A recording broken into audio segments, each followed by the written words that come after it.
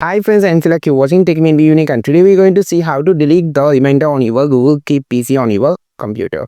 And if you're new to this channel, make sure to click on subscribe button below. We just quickly move on to the video. So how to delete the reminder on your Google Keep on your computer? Just going to show in this video.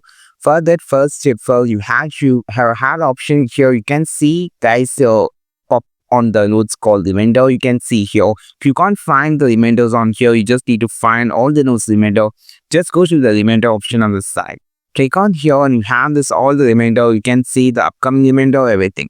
So if you just need to remove or delete the reminder, you have this X mark on the side. Just click this. This will delete the reminder.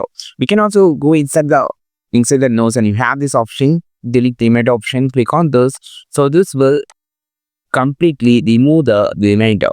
This is how we just remove or delete the reminder on your Google Keep on your computer. I think this video helped you a lot. Like this video, share this video, subscribe this channel. We will meet our next video with a super valuable content. This is Tilak signing off from Tech May Be Unique. Have a wonderful and also a beautiful day.